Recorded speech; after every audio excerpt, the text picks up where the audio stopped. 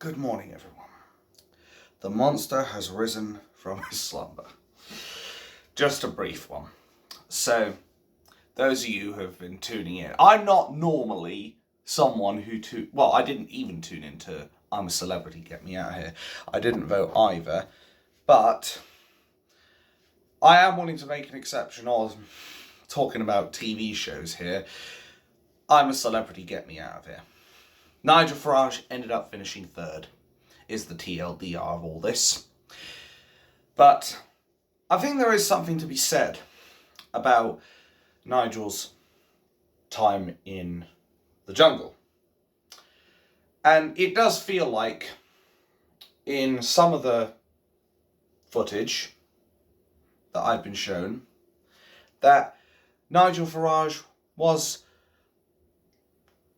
how do I put it? They tried to put him in a bad light throughout most of the programme, and they usually try to keep his airtime, like how I'm showing up on camera here, they try to keep that down to a minimum.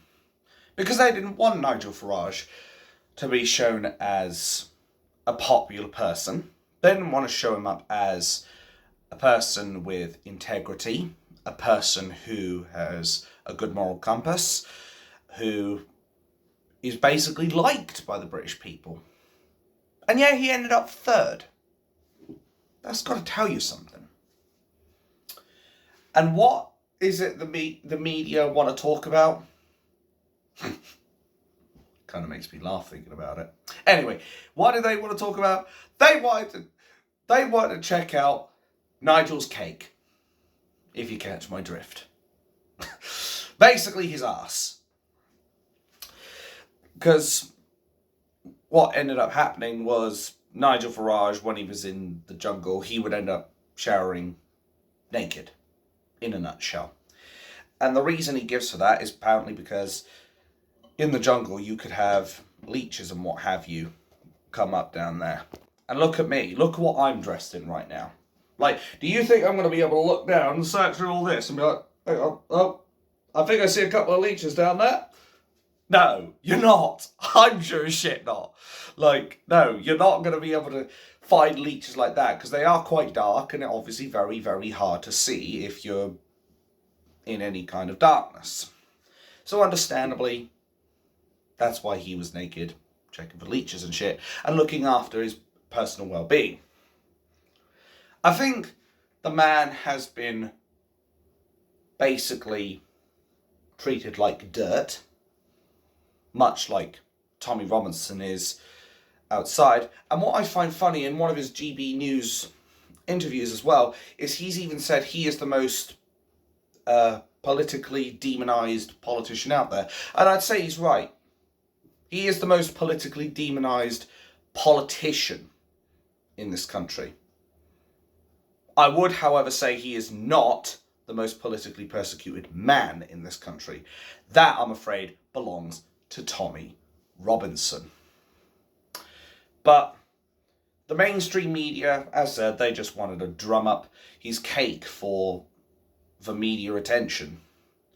And it begs the question, is this really all they could muster at this point? Like, it's so pathetic that they have to now take literal jabs at what a fine art. Well, sometimes it's compliments, I must admit, but they're complimenting his ass and what have you and saying, oh, we saw him naked, ooh, like some fucking 15, 16-year-old schoolgirl. It's like, come on, grow up.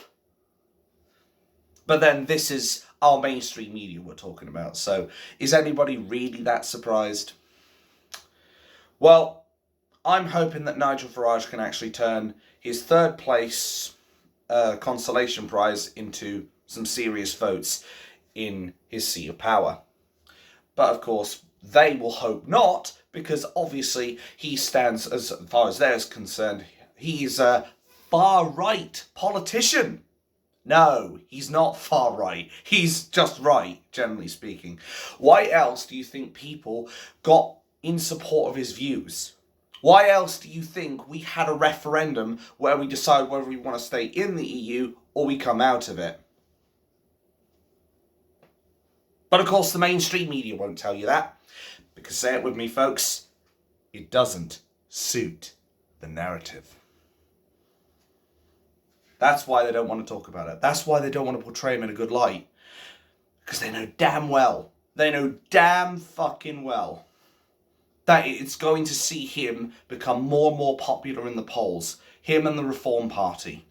They're worried that Reform is going to kick their ass at the polls. And they should be worried. Nobody wants Tory. Nobody wants Labour. Reform has been rising in the polls. Tommy Robinson and Nigel Farage are two of the most politically, if not the two most politically persecuted people in this country. And yet, they still want to keep piling it on. It's like one big shit sandwich. And they think we all got to take a bite. Fuck the government and fuck the police.